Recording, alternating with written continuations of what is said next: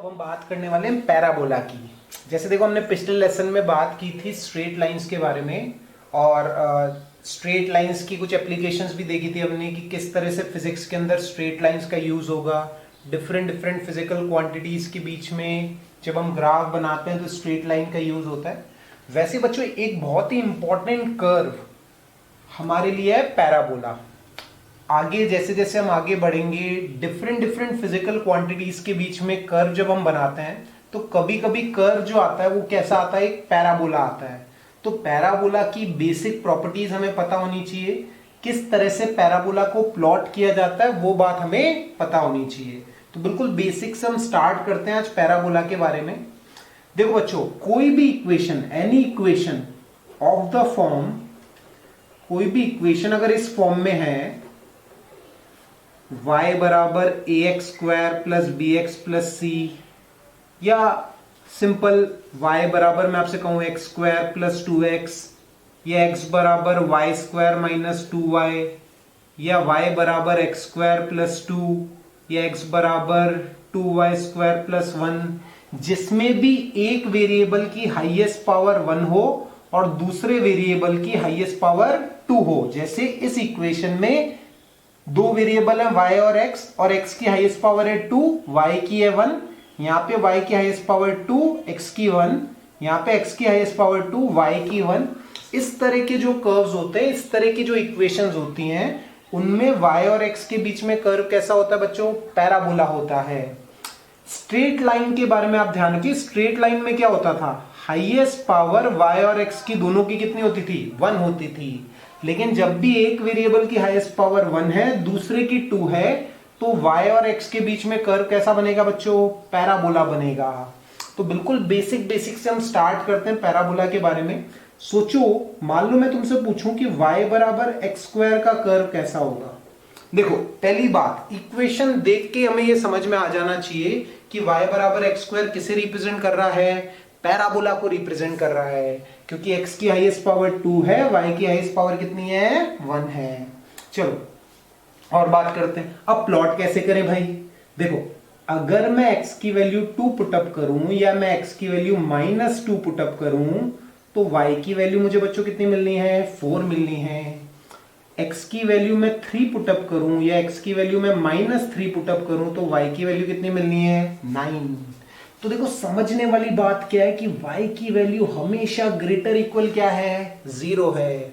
अब सोचो, अगर y की वैल्यू हमेशा ग्रेटर इक्वल 0 है, इसका मतलब कर्व हमेशा x एक्सिस के ऊपर होगा। अगर कर्व हमेशा x एक्सिस के ऊपर होगा तो कर्व कैसा बनेगा बच्चों, कर्व बनेगा इस तरीके का। देखो x की वैल्यू अगर मैं 2 पुटअप करूं या -2 डालूं तो y की वैल्यू कितनी है, 4 है। वैसे ही अगर x की वैल्यू 3 डालें या x की वैल्यू -3 डालें तो y की वैल्यू कितनी है, 9 है। अच्छा, एक बात और नोट करने वाली, इस इक्वेशन में कांस्टेंट टर्म 0 है, मतलब कर्व हमारा कहां से पास होगा, ओरिजिन से पास होगा। तो आपको ध्यान रखना है, अगर किसी इक्वेशन में कांस्टेंट टर्म 0 होती है तो कर्व कहां से पास होता है, ओरिजिन से पास होता है। अच्छा, अगर इस पॉइंट की हम बात करें बच्चों, ये पॉइंट अगर आप देखोगे तो ये पॉइंट लेफ्ट वाले पार्ट को और राइट वाले पार्ट को दो हाफ्स में, दो इक्वल हाफ्स में डिवाइड कर रहा है। तो ये पॉइंट बच्चों हमारा कहलाता है वर्टेक्स ऑफ द पैराबोला। ये पॉइंट है हमारा वर्टेक्स ऑफ पैराबोला, और वर्टेक्स के कोऑर्डिनेट्स क्या हो गए, 0,0 हो गए। और ये पैराबोला कैसा पैराबोला कहलाता है, अपवर्ड पैराबोला। अपवर्ड पैराबोला क्यों, क्योंकि पैराबोला किधर खुल रहा है, ऊपर खुल रहा है। तो y बराबर एक्स स्क्वायर अपवर्ड पैराबोला की इक्वेशन को क्या करती है, रिप्रेजेंट करती है। सोचो, अगर मैं कर्व तुमसे पूछूं y बराबर -x स्क्वायर का, बताओ फटाफट। देखो x की वैल्यू में 2 पुटअप करूं या -2 पुटअप करूं तो y की वैल्यू कितनी आएगी, -4 आएगी। या x की वैल्यू में 3 पुटअप करूं या -3 पुटअप करूं तो y की वैल्यू कितनी आएगी, 9 आएगी, -9 आएगी। अरे वैल्यूज तो पुटअप करना आता ही है सबको, वैल्यूज मैंने पुटअप करी, y की वैल्यू कैलकुलेट की। तो आप एक चीज नोट करेंगे तो y की वैल्यू हमेशा लेस इक्वल 0 आ रही। जीरो कब आएगी? जब मैं x की वैल्यू कितनी पुटअप कर दूंगा? 0 पुटअप कर दूंगा। तो सोचो अगर मैं इसका कर्व बनाऊं तो इसका कर्व कैसा आएगा बच्चों? y लेस इक्वल 0 है, इसका मतलब कर्व हमेशा x एक्सिस के नीचे होगा। कहां से पास होएगा? ओरिजिन से पास होगा। तो इस तरह का कर्व आएगा। देखो ये x की वैल्यू 2 या -2, तो y की वैल्यू कितनी आ रही है? -4। ये x की वैल्यू 3 या -3, तो y की वैल्यू कितनी आ रही है? -9 आ रही है। ये वो पॉइंट है हमारे, और इसका भी वर्टेक्स क्या हो गया? 0,0। ये कैसा पैराबोला कहलाएगा बच्चों? ये पैराबोला कहलाएगा डाउनवर्ड पैराबोला। डाउनवर्ड क्यों? क्योंकि किधर खुल रहा है? नीचे खुल रहा है। तो चीजें आपको समझ में आई होंगी। बिल्कुल बेसिक सा पैराबोला है ये। और देखो और कुछ चीजों की बात करते हैं। अच्छा एक चीज और नोट करने वाली, जब भी x की हाईएस्ट पावर 2 है तो पैराबोला देखो किधर खुल रहा है? या तो ऊपर खुल रहा है या किधर खुल रहा है? नीचे खुल रहा है। वो किस चीज से डिसाइड होगा? एक्स स्क्वायर के कोफिशिएंट से डिसाइड होगा। अगर एक्स स्क्वायर का कोफिशिएंट पॉजिटिव है तो पैराबोला ऊपर खुलेगा, अगर एक्स स्क्वायर का कोफिशिएंट नेगेटिव है तो पैराबोला किधर खुलेगा? नीचे खुलेगा। तो ये बेसिक सी बात आपको समझ में आनी चाहिए कि कब पैराबोला ऊपर खुलना है, कब पैराबोला नीचे खुलना है। वैसे देखो और बात करते हैं। सोचो इक्वेशन आपको इस फॉर्म में दे रखी हो, x बराबर वाई स्क्वायर। इन दोनों इक्वेशंस में x की हाईएस्ट पावर 2 थी, यहां पे y की हाईएस्ट पावर 2 है। तो अगर y की हाईएस्ट पावर 2 है, देखो अगर मैं y की वैल्यू 2 पुटअप करूं या y की वैल्यू -2 पुटअप करूं, x की वैल्यू कितनी आएगी? 4। या अगर मैं y की वैल्यू 3 पुटअप करूं या y की वैल्यू -3 पुटअप करूं तो x की वैल्यू कितनी आएगी? 9। यहाँ पे मैंने किसकी वैल्यूज पुटअप कर दी? y की, और उसके कॉरेस्पॉन्डिंग किसकी वैल्यूज निकाल ली? x की वैल्यू निकाल ली। तो अगर आप एक चीज देखोगे तो x की वैल्यू हमेशा कैसी आ रही है? ग्रेटर इक्वल 0 आ रही है। चाहे आप y की पॉजिटिव वैल्यू रख दो या नेगेटिव वैल्यू रख दो, x हमेशा कैसा आ रहा है? ग्रेटर इक्वल 0 आ रहा है। तो अगर x हमेशा ग्रेटर इक्वल 0 आ रहा है बच्चों, तो हम क्या कह सकते हैं? जो पैराबोला होगा वो इस तरीके का हो जाएगा हमारा। ये कोऑर्डिनेट हो जाएंगे हमारे 0,0, और y की वैल्यू ये रही 2, y की वैल्यू ये रही -2, तो x की वैल्यू कितनी आएगी? 4। या y की वैल्यू अगर है 3 या y की वैल्यू अगर है -3, तो x की वैल्यू कितनी आएगी? 9 आएगी। तो उम्मीद करता हूं चीजें आपको समझ में आ रही होंगी।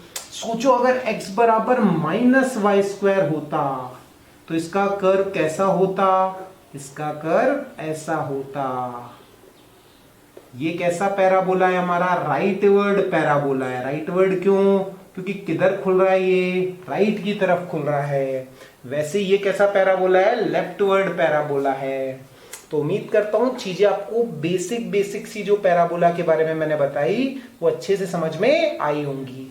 देखो आगे हम बात करेंगे फिजिक्स में इनका कैसे यूज हो रहा है, इन इक्वेशंस का फिजिक्स में कैसे यूज हो रहा है, वो बात हम करने आगे जा रहे हैं। देखो फिजिक्स में पैराबोला का कैसे यूज होता है वो हम थोड़ी बात करते हैं। देखो बच्चों, बचपन में आपने 9वीं क्लास में ये रिलेशन सुना होगा कि काइनेटिक एनर्जी होती है p²/2m, जहां पे k है हमारी काइनेटिक एनर्जी और p है हमारा मोमेंटम। मोमेंटम क्या होता है? मास इनटू वेलोसिटी होता है। काइनेटिक एनर्जी होती है 12mv²।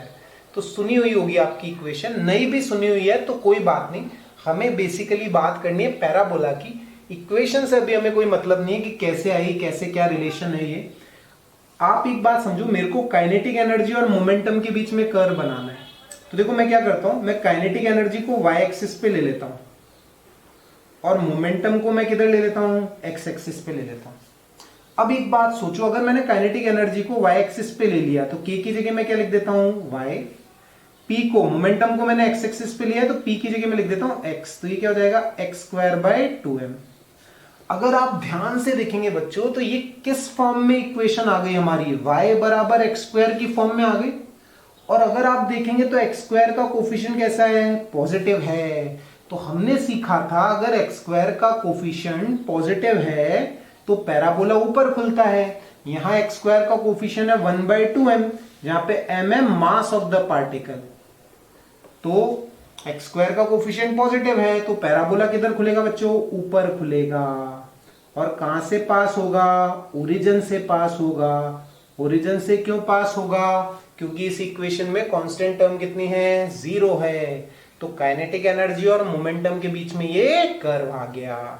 तो देखो फिजिक्स में इसकी एप्लीकेशन पूछ ली जाती है। ऐसे सवाल आपसे पूछे जा सकते हैं कि बताओ काइनेटिक एनर्जी और मोमेंटम के बीच में कर्व कैसा होगा, तो वो आप बना सकते हैं इक्वेशन को देख के। और देखो और कुछ एप्लीकेशंस की बात करते हैं। जैसे एक और इक्वेशन आपने अपनी 10वीं क्लास में सुनी होगी कि जो पावर होती है वो होती है हमारी आई स्क्वायर आर। सुना होगा, उम्मीद करता हूं मैं आपसे। पावर होती है आई स्क्वायर आर। आर होता है रेसिस्टेंस, आई होता है करंट, पी पावर। तो अगर सोचो मुझसे कर्व पूछ लिया जाए किसके बीच में, पी के बीच में और आई के बीच में कर्व बनाओ, पावर और आई के बीच में कर्व बनाओ। तो देखो अगर मैं पावर को y एक्सिस पे ले लूं, आई को मैं अगर x एक्सिस पे ले लूं, तो y बराबर आर एक्स स्क्वायर कुछ इस फॉर्म में इक्वेशन आएगी।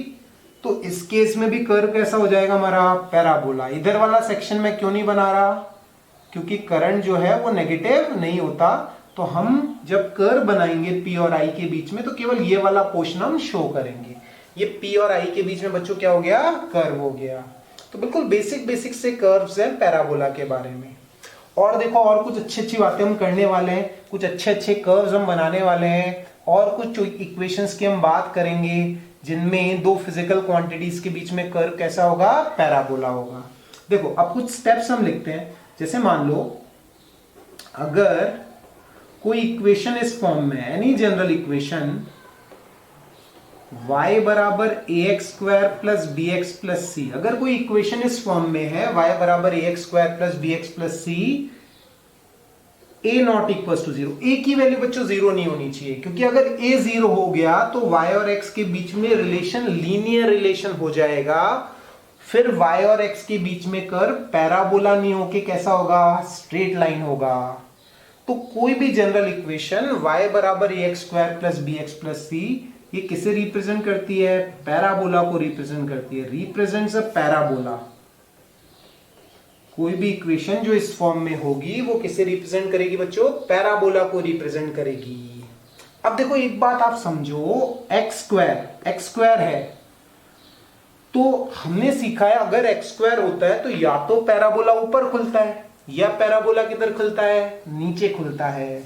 अब देखो जो शेप ऑफ पैराबोला है, शेप ऑफ पैराबोला वो किस पे डिपेंड करता है, डिपेंड्स ऑन साइन ऑफ ए के साइन पे ये क्या करता है, डिपेंड करता है। पहली बात, ए 0 नहीं होना चाहिए। अगर ए का साइन, अगर ए ग्रेटर देन 0 है, अगर ए कैसा है, ग्रेटर देन 0, तो उस केस में एक्स स्क्वायर का कोफिशिएंट पॉजिटिव हो जाएगा। तो पैराबोला कैसा पैराबोला होगा, अपवर्ड पैराबोला। हमें क्या कंफ्यूजन था, हमें ये कंफ्यूजन था कि एक्स स्क्वायर है तो हम ये देख के तो समझ गए कि पैराबोला ऊपर खुलेगा या नीचे खुलेगा। अब ऊपर या नीचे वो किस चीज से डिसाइड होगा, अगर एक की वैल्यू ग्रेटर देन 0 है तो कैसा पैराबोला होगा, अपवर्ड पैराबोला। अगर ए की वैल्यू लेस देन 0 होगी तो कैसा पैराबोला होगा, डाउनवर्ड पैराबोला। तो ये चीजें आपको समझ में आनी चाहिए। अब देखो अभी जो हमने बेसिक पैराबोला पढ़े, सब में जो वर्टेक्स के कोऑर्डिनेट्स थे वो क्या थे, 0,0। लेकिन हमेशा वर्टेक्स के कोऑर्डिनेट 0,0 हो ऐसा कोई जरूरी नहीं है। इस केस में अगर इक्वेशन इस फॉर्म में है A X square plus B X plus C, तो जो एक्स कोऑर्डिनेट ऑफ वर्टेक्स होता है, एक्स कोऑर्डिनेट ऑफ वर्टेक्स, वो आपको ध्यान रखना है, वो होता है -b/2a। ये चीज बच्चों आपको ध्यान रखनी है कि x coordinate of the vertex क्या होगा, -b/2a होगा। अच्छा, एक्स कोऑर्डिनेट तो आपने पता कर लिया, अब वाई कोऑर्डिनेट कैसे पता करें, हम क्या करेंगे, on putting value of x coordinate in equation, x coordinate की वैल्यू इस वाली इक्वेशन में हम पुटअप कर देंगे तो हमें कौन सा कोऑर्डिनेट मिल जाएगा, y कोऑर्डिनेट मिल जाएगा। We get y coordinate. तो देखो सोचो क्या क्या चीजें तुमने पता कर ली, तुमने x कोऑर्डिनेट पता कर लिया, तुमने y कोऑर्डिनेट पता कर लिया, तुमने ये देख लिया कि शेप ऑफ पैराबोला कैसा है। तो अब पैराबोला भी तो हम प्लॉट कर सकते हैं। देखो सुविधा के लिए हम क्या करते हैं, ऐसे कुछ पॉइंट्स भी ले लेते हैं जिनसे पैराबोला हमारा पास होगा। कुछ भी वैल्यूज मैं पुटअप कर दूंगा, 1 x की वैल्यू जैसे 1 पुटअप कर दी या 2 पुटअप कर दी, उनके कॉरेस्पॉन्डिंग हमने y निकाल लिया और ये देख लिया कि किन किन पॉइंट से पैराबोला हमारा पास हो रहा है। तो पैराबोला को प्लॉट करना क्या हो जाएगा, और आसान हो जाएगा। तो ये स्टेप्स जो हैं बच्चों वो आपको ध्यान रखनी है पैराबोला प्लॉट करने के लिए, क्योंकि पैराबोला जो है वो हमारा बड़ा ही एक इंपॉर्टेंट कर्व है। आगे हम बात करेंगे प्रोजेक्टाइल मोशन की, तो वहां पे भी y और x के बीच में कर्व पैराबोला होगा। तो ये स्टेप्स जो है बेसिक स्टेप्स, ये आपको ध्यान होनी चाहिए पैराबोला प्लॉट करने के लिए।